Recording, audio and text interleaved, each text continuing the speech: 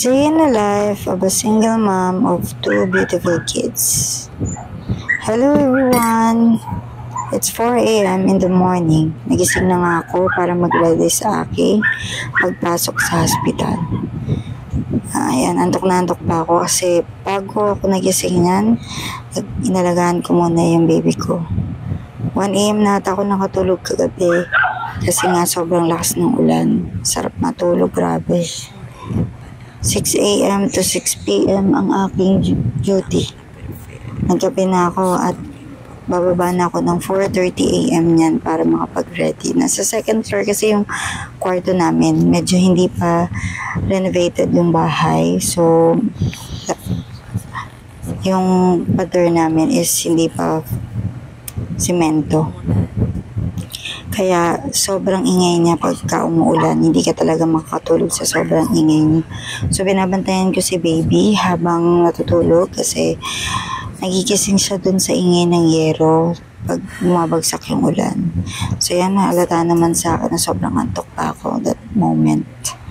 And ready na. Good morning, it's 5:15 na. Nakapagbiyahe na ako nito sa tricycle papunta ng trabaho.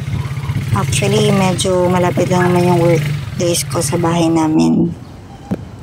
After 10 minutes of ride, tricycle and jeep, nandito na ako ngayon. Malapit na ako, naglalakad na ako patungo sa aking workplace. And makikita nyo naman, naka-dual vision ako. Nakikita nyo, yan. Hello, Asian Hospital. Naglalakad na ako nito. Nagmamadali na ako.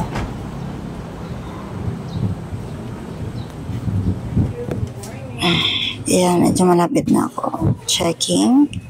And then, maglalagin na ako. Siguro mga nasa 5:45, 5:50. Mga ganyan ang dating ko. Kasi depende pa din. It's my turn. Ayan, pagkatapos kong mag-login, papunta na ako ngayon sa aking work, sa aking department, which is sa baba, sa lower ground. Good morning! Hello to my co-worker, Maui. Hello, Ma'am Beb. Si RD pauwi na night shift. Siyang kapalitan ko. So, morning shift kami. Annyeonghaseyo! And Sir Alex. Makukulit yung mga kasama ko na yan. Hello, good morning! Ayan, habang hindi pa ka dumadami yung scans namin, nangungulit muna ako sa aking dalawang checker, si Ma'am Josetti and si Sir Matt.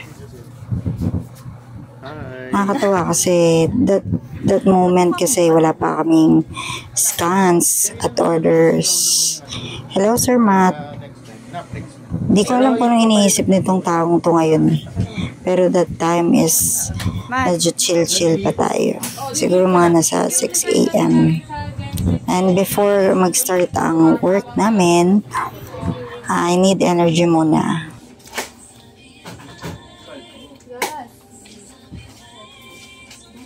Kumakain ka na, Kat? Hindi pa.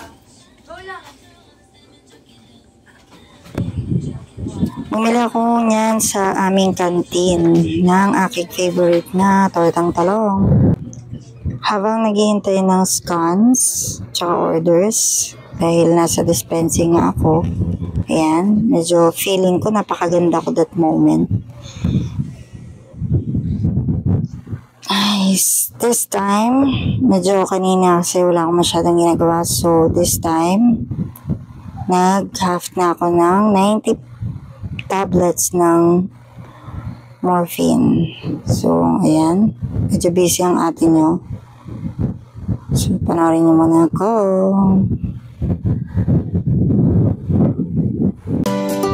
Super thank you to Ma'am Nicole of Compounding and Ma'am Seni for helping me na mag-cut ng tablets into half. Sobrang dami talaga nito. It's 90 tablets. So, imagine, I have to cut 90 tablets and turn to 180 tablets kasi half nga yung kailangan ng patient. Hey, it's Inka. Hello, Inka.